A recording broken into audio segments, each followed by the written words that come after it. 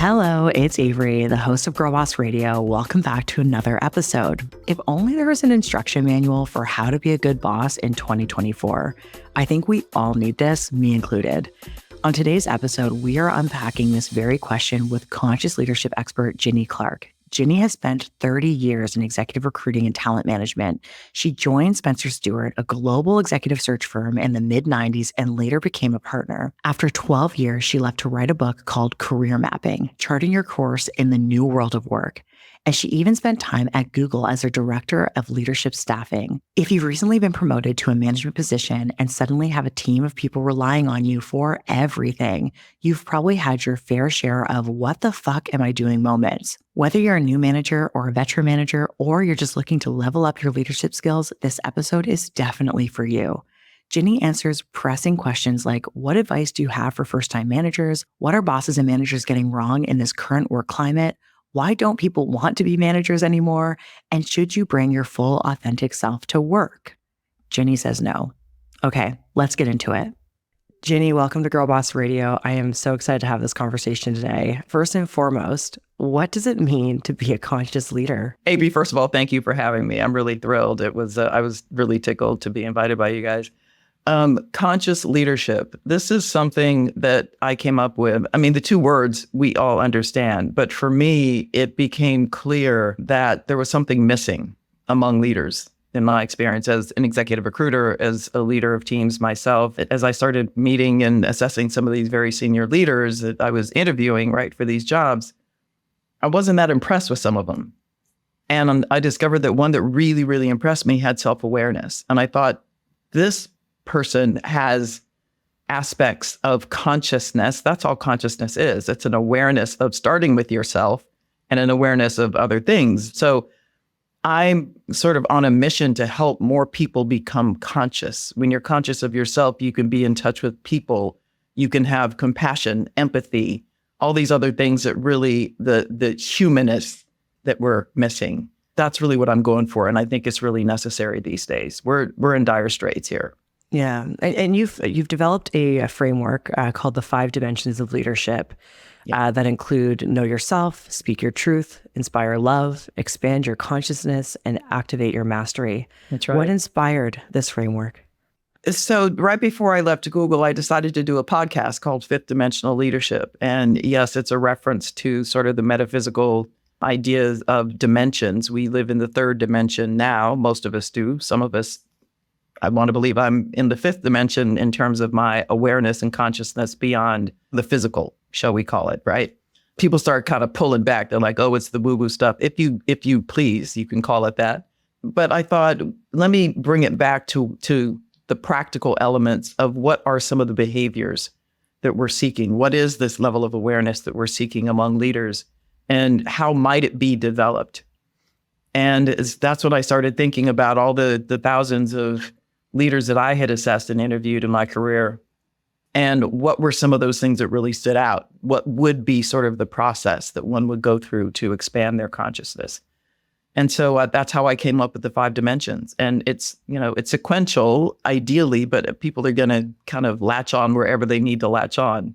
So if you need to start with activating your mastery based on, you're a subject matter expert, then you can start there. But I think the self-awareness piece, number 1, is the best starting point for most people. And how do we become more self-aware at work? I feel like, and I'm asking this question because I think that work is oftentimes really fast-paced. There's a lot of things that are happening. There's very obvious power dynamics going on. A lot of people don't want to not perform well in their work. And then, of course, you have all these external factors that are influencing how aware you can be, whether you have like a kid that hasn't been sleeping and has been sick for a week straight, or you're going through a breakup, all the things, all the human life things that are coming up. Like, how do we actually get to a place where we can be more self-aware at work?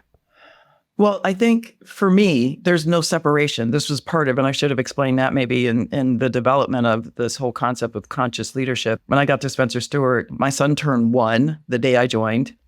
A month later, my mother passed away. And 6 months later, I asked my husband for a divorce. So I was a single mother going through a couple of pretty traumatic events. And I had already started my spiritual practice, but I went deeper into meditation to try to find a level of calm and to make sense out of all these things. It was tremendous pressure. And not only was I working for a new company at Spencer Stuart, I had changed industries completely coming out of financial services. I didn't feel as though I could separate who I am at work from who I needed to be for my son, who came first, by the way. That's part of the consciousness and the self-awareness. It's part of who you are. We all have the capacity to become self-aware, but we have to quiet a lot of the noise and stop reacting to the inputs, right? Stop reacting to what's coming at us and start responding from a place of calm and peace. And that takes retraining your mind, because we're taught in our society to be very reactive. You have a choice in how you respond. It's training yourself to find that calm. And you take that into the workplace every day, and you don't let anybody push you off your center. So for folks that are listening that have perhaps tried meditation or different types of mindfulness practices, and they're like, okay, Ginny, I hear you, but I've tried it and it doesn't work. What do you do to calm your mind so you can become more self-aware? Yeah, I breathe, and frankly, I remember I had practiced some meditation, but I can remember one day in the ladies' room at Spencer Stuart, it was just so fast-paced. Tremendous amount of travel, only African-American woman, only woman with a child in the office, and a toddler at that. And one day I just sat in the ladies' room stall for an extra 3 or 4 minutes and just took deep breaths and recentered myself. And that's what we have to do. It's that simple. It's that basic. But you have to train your mind to stop spinning and start saying, no, wait, I'm in control. I know it's easier said than done, but it's a practice. It's so interesting, though, because I recently just finished a book called Never Split the Difference, and it's written by a man in the name of Chris Voss. And he is a former international hostage negotiator for the FBI. And in his book, he talks a lot about the importance of finding calm and silence and actually taking a break, taking a pause to actually move through these high pressure situations. And it's so interesting because as I was reading the book, reflecting on all the times in my career as a leader where I would get feedback or something would happen or there'd be a fire that I'd have to address. And in real time, I would just be so reactive. And of course, the outcome was terrible every single time because I didn't take enough time just to breathe and to think and to reflect. And he said that the time that you take is so important, and you're sharing this as well, which is really important. I tell a story in one of my videos on YouTube about a woman that I interviewed once I got to Google, and I was building a team. I had 3 concurrent teams, but one for career support, where basically it was internal mobility. I wanted to bring in people who were from inside Google. So I found this young woman, and we're conducting the interview. I asked her a question, and she said, "Give me a minute." And she put her head down and she put her pen and paper that she had brought and she wrote out after about a minute, and she came back with a thoughtful response. And I hired her largely based on her ability to pause and compose her thoughts. Interestingly, that was 6, 7 years ago now. She works for me. She's a part-time employee now that her daughter is in kindergarten. That's amazing. That's amazing. Yeah. There's probably a lot of people listening right now that want to become better bosses or better leaders. Of course, pausing and reflecting is a great place to start. But what do you think bosses or managers are getting wrong in the current work climate? So I'm sorry to laugh, but it's where do I start?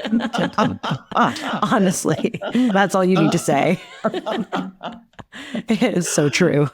I just put out a video on micromanaging this week. And yeah, I think that's a big one because it's symptomatic of a lot of personal stuff, right? Like imposter syndrome, like other sort of insecurities that people have, like a need to be perfect, that perfectionist tendency.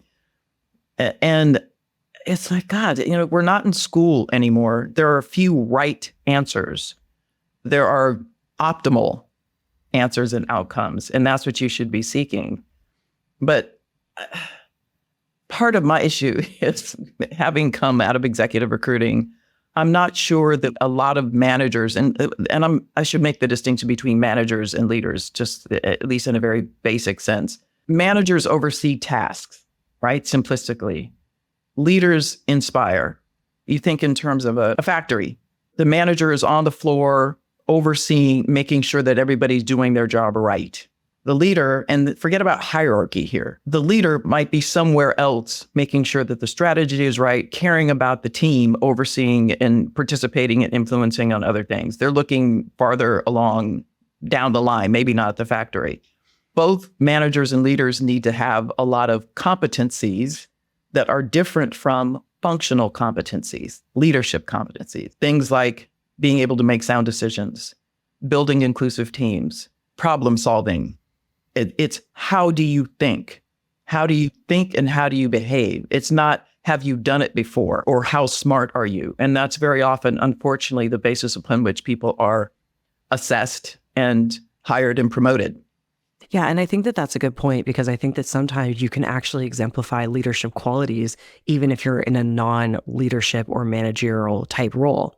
Absolutely. I'd much rather have those people in leadership roles than the ones who are, the smartest, the most knowledgeable in an area, who cannot inspire a team to save their lives. And why do you say that? Is this something that you come across a lot in your work? Oh, yeah. I mean, a lot of leaders believe that they are supposed to always have the answer. They are. And the fact is, you're working with a team, right? And they're sometimes looking to you for input, ideas, affirmation, but they're on your team for their best thinking and their expertise as well. So if you don't know the answer, ask them. You're not supposed to always have all the answers. What fun is that?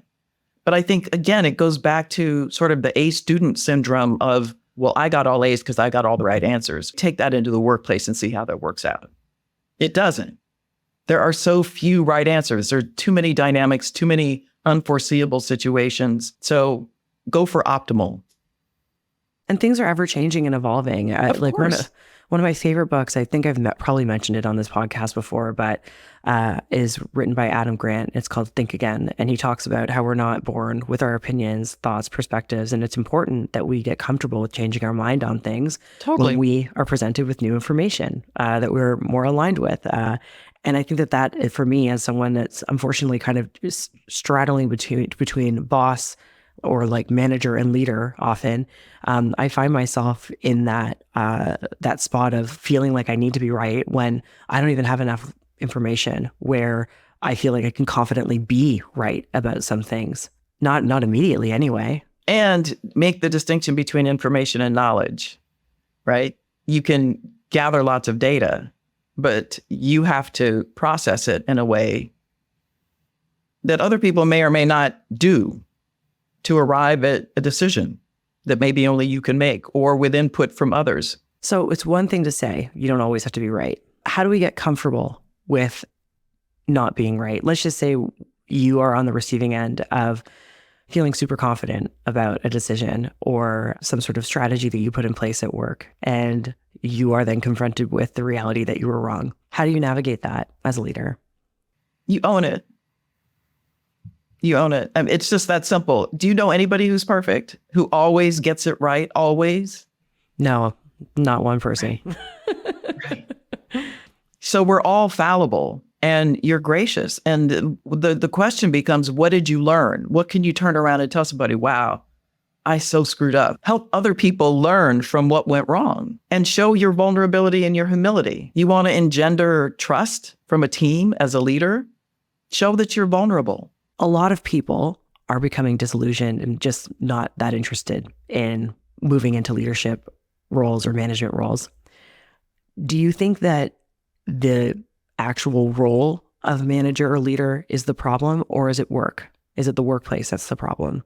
I think it's actually a bit of both. I think that the traditional militaristic hierarchical structure that we have in most organizations is obsolete. And I don't know that we have taken the time or allowed ourselves to think of something else. Leaders are part of the problem. These are the people, I call it the 5%. In most organizations, it's anywhere from 2 to 5% of the workforce sit in leadership roles. And I'm suggesting that many of them have not been held accountable. They haven't had a lot of received the training that they need to be in this management or leadership role. They probably didn't have good managers based on a Gallup poll that I saw that from years ago that was like 18% of leaders are good at leading, which is a pretty sad number. And I think it's gone down. So there's this element of no accountability, no consequences for bad behavior. These systems are not in place to help us. At the same time, you've got the 95 who are dismayed because they're not being supported. They're not getting what they need, which is a level of support and trust and growth and development in their role from their manager or leader. We know that. That's from a McKinsey study. The number one reason people quit is because of that.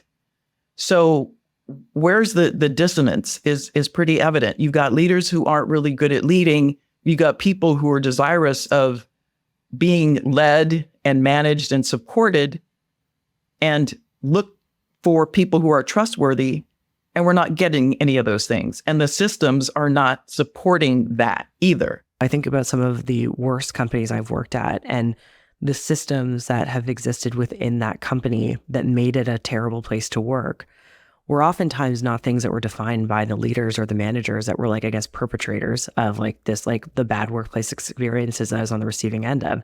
They were participating in it because, I mean, we're all trying to thrive and survive and not get fired and pay our bills. And there's just too many power dynamics at play that almost make it impossible for us to actively challenge and dismantle ways of work that just don't work for us. I hear you.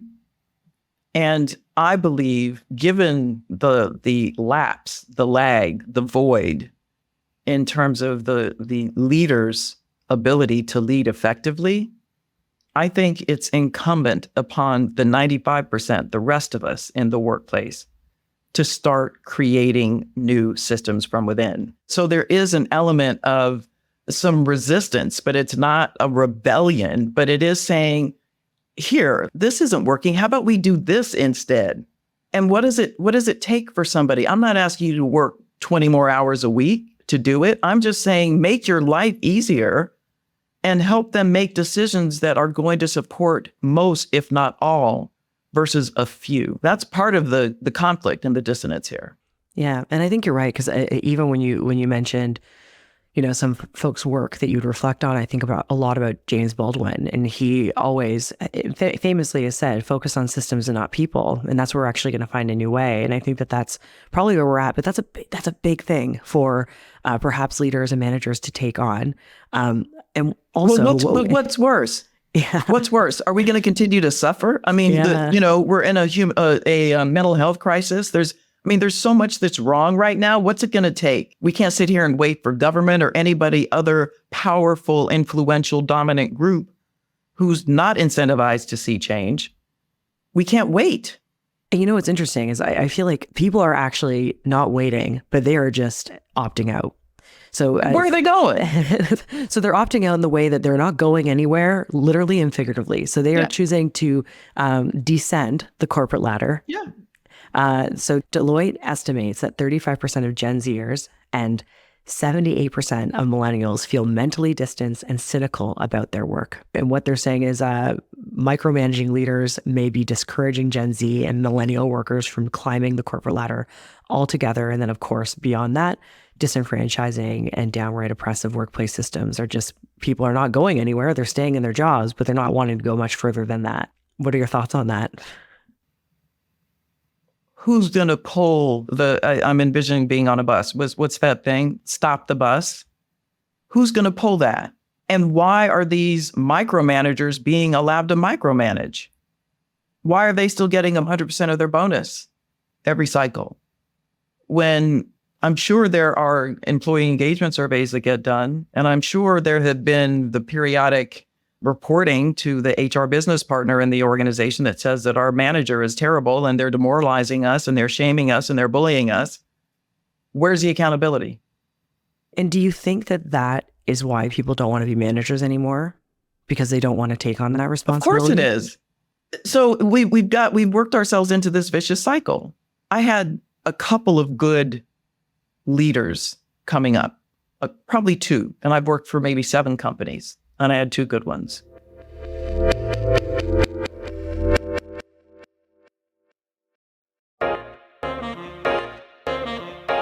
Have you self-sacrificed too close to the sun to get to where you are today? Disillusioned and dissatisfied with how your career is progressing? Got whiplash from unwarranted microaggressions, repeated mismanagement, and an unpredictable job market? Welcome to the club. I'm Tori Lazar, a former brand builder and marketing executive turned executive coach. And I can tell you with absolute certainty that you are not alone. I've been there and had countless conversations with women who are or have been there too. That's why I've dedicated my career to helping women leaders across highly competitive industries like tech, media, and finance to create positive change in their organizations and craft a more harmonious way to work and live. Now I'm teaming up with Girlboss to help you, but I'll be honest, it's going to take some work. Color coding our calendars, journaling our inner thoughts, and taking classes to improve our technical skills are important and do help, but the problems we're up against require a more holistic and interconnected solution. Today, less than half of the workforce is highly resilient. That means most people do not feel a sense of security, belonging, adaptability, and motivation at work. Work is not working for us. Period. And my hunch is it's because we're conditioned as kids to believe we should match who we are and how we show up in the world to the nature of our jobs. Think about it. Most of us grow up fixated on a specific profession based on how other people perceive us. And then we twist ourselves into knots to conform and belong in those spaces, even when we know deep down it's not what we wholeheartedly like or even want to be doing. And anyone who doesn't do that is deemed a hot mess, a starving artist. Well, I say, fuck that. Your job should match you, your nature, your needs, and your values. Why? Because healthy, self-respecting people are the cornerstone of healthy, self-sufficient businesses. However, to articulate or shape the future of work we desire and advocate for ourselves with confidence, conviction, and empathy, we need to carve out space to get to know ourselves better. We need to pull back the layers, tap into our inner child, and unbecome everything that isn't really us. As your coach, I'll provide you with a safe space, sounding board, and strategic partnership to do just that through a hybrid mix of independent exercises from my private coaching toolkit, group masterminds with fellow cohort members, and conversations with change makers from my community like Heba Youssef, Jessica Chen, Ariba Jahan, and Tori Bell. You'll gain inspiring insights and reliable tools to do 3 core things.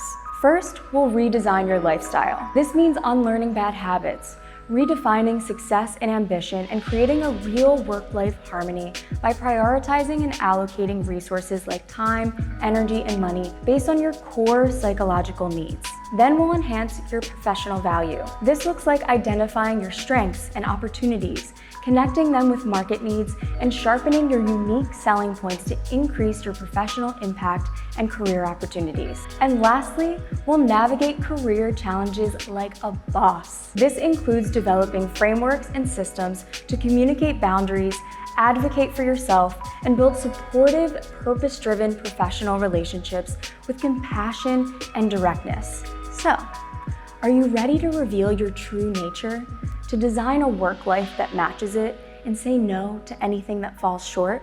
Claim your spot and let's get to work.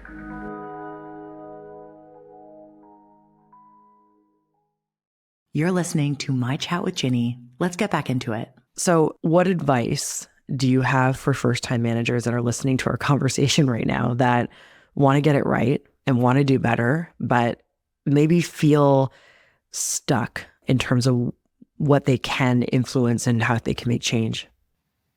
Well, first of all, know that you can. And to the extent, I mean, if your manager in the hierarchy is somehow getting in your way, then that's a problem. But if you're a first-time manager, the first thing I would do would be to meet with all my team members, or at least the leads. If we're, maybe it's not 50 people, but at least it's 10. That's what I did when I first started, and some of my leading my teams at Google. It's get to know your people, get to know what they think. And you're not going to satisfy everybody. But I said, In my first staff meeting, I said, listen, here's what you can expect from me. I'm honest. My door will be open as much as it can be. I'll give you the benefit of doubt unless you give me reason not to. For you, here's what I will and won't tolerate. I don't tolerate non-truths. That's pretty much it. Tell me the truth and own it. So in every management journey, whether you're a leader or you're a boss or you're managing a small team, or even if you're like an owner of a small business, there comes a time when you need to give someone feedback, as you just mentioned. Why are we so bad at giving and receiving feedback? I think the most pervasive issue is that we've got too many people pleasers and people who are conflict averse because people want to be liked. That to me impairs your decision making as a leader. That's number one. And then it also sets you up to not want to give feedback because you're so focused on, well, I want them to like me, so I don't want to say anything critical. So maybe I'll sort of cover up this critical feedback with a bunch of niceties and it gets watered down and the point is lost. What you're going for, instead of being liked, it should be to be respected. And you earn respect by being truthful. And again, you don't command it, you earn it. So are you building trust among people as a manager, as a leader? And there's few ways around that, being trusted. You get trusted by telling the truth. I'm brutally honest, and I've softened with age, but I tell people what I think. And I'm telling them not necessarily what they want to hear, but what they need to hear. I care about you enough to tell you what I think is going to help you. And that's the difference to me between being nice and being kind. Nice says, oh, I'm going to say this nice thing and that way you'll like me. Kind says, I'm going to say what you need to hear because that's going to help you. And I think that too, I talk about this a lot because in the world of HR, we have for a long time measured great culture around like employee happiness, which I think is silly. I do think though that the benchmark for a great company culture is around clarity. Because I do think that clarity leads into all of the great things that we want at work. Like, are you clear on what your expectations are? Are you clear about how you can grow and perform well here? Are you clear on what the expected behaviors are within the team? Are you clear on your growth and progression plan? And I do think too, when you talk about kindness versus being nice, clarity is to be clear is to be kind is something that I think about often, right? And I think that the more clear we can be with people, the kinder of an experience they can probably have. This is something that I really struggle with as a leader personally. So why do you think it is with you? I want people to like me. I want to be liked, definitely, especially I think this is only amplified in like a more of a public profile. Mm-hmm. So I'm anxious about ensuring that how I present myself is in alignment with the way that I behave and treat people. Yeah. And then because I think that I'm critical of the stuff that we're literally talking about right now, that I have like some pretty big expectations I've set for myself, which is impossible to sustain and do consistently. And I think the third reason too is I like who I work with often. Like I've hired them for a reason. I want to work with them and I want them to like me because I like them. And it's like I want that mutual kind of aligned relationship. But I've learned the hard way that that's something that isn't necessarily probably the healthiest thing for me moving forward. I go for respect. Yeah. Like can follow from that. So I think that this is a great time for me to ask you like a big question, something that I've been thinking about a lot and we've been talking about here at Girlboss is, should people bring their full authentic selves to work? Let's clarify what we mean by full authentic selves. Because I don't need to know every aspect of your life. Someone said to me early in my career, because I think I was oversharing.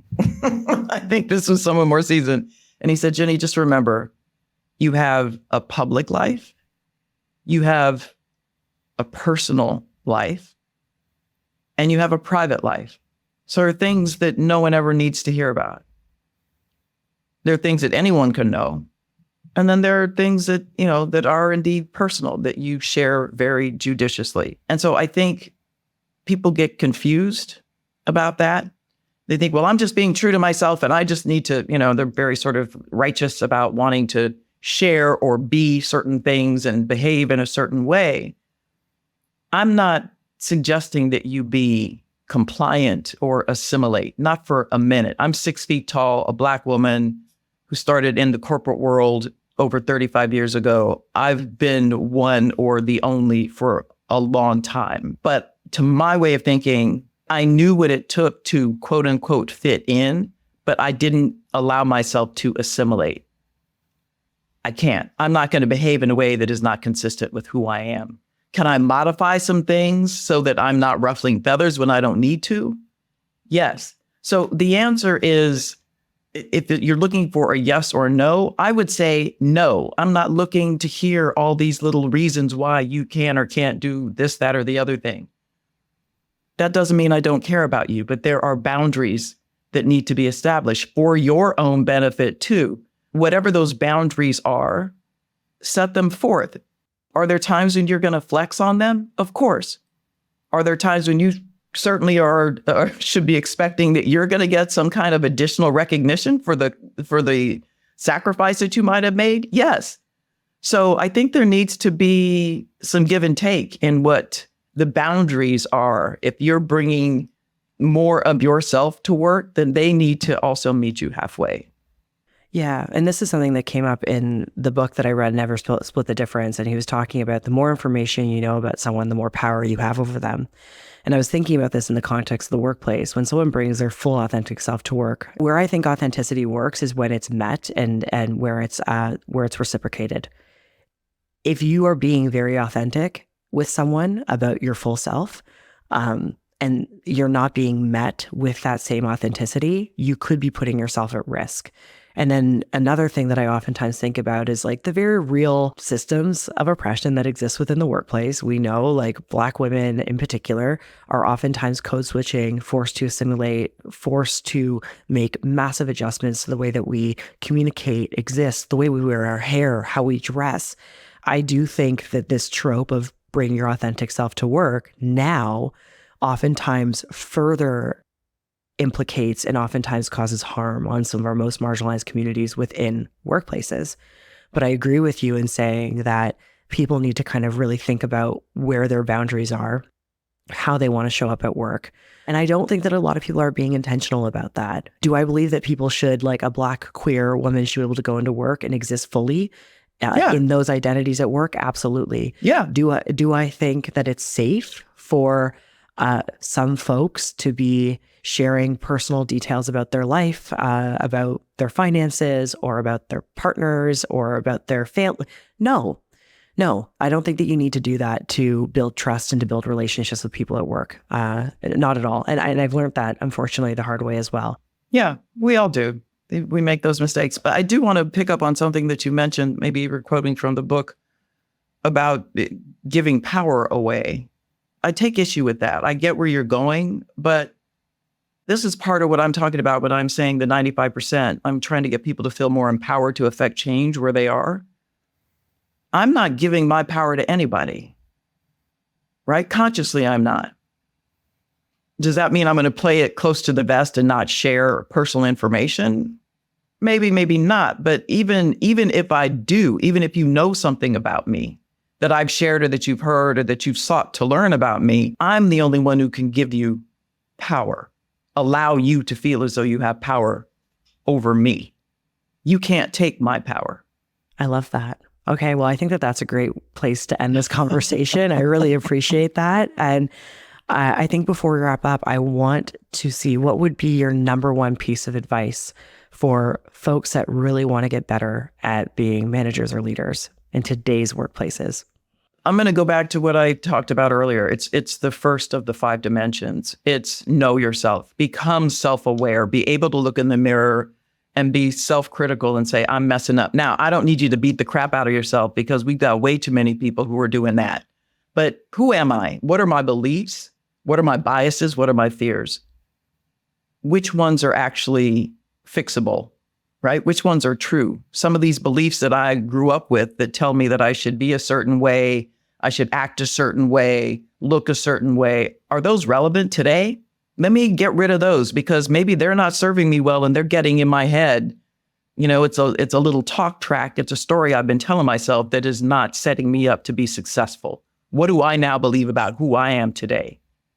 And how am I going to take that into the workplace and try to affect change and bring other people into creating a team that can work together and feel safe? Because that's what I want for myself. So it's choosing to be maybe what you haven't had, but getting clear, back to that clarity about who you are, who you want to be for the people on your team, and how are you going to go about it? Yeah, I love that. And I love what you said about sharing who you are with the people that you work with. Absolutely. Offering that clarity, that was a big unlock for me as well, and something that I need to do more of. So Ginny, thank you so much for your time and your energy today. For folks that want to continue to follow along in your work and learn from you, where can they find you? I'm at Ginny Clarke on Instagram, Ginny Leads on TikTok, Fifth Dimensional Leadership on YouTube, LinkedIn, and GinnyClarke.com. Yeah. Awesome. Thanks, Ginny. Thank you, Avery. Appreciate it.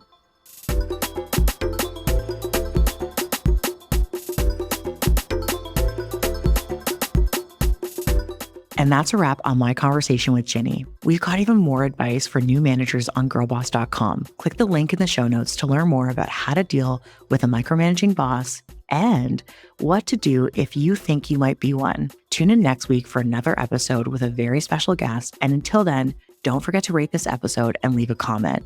What did you think about the episode? Send us a DM on Instagram at Girlboss Radio, and don't forget to give it a follow. This podcast is produced by Victoria Christie and Camilla Nizio and edited by Diego Domine. Until next time, keep blooming.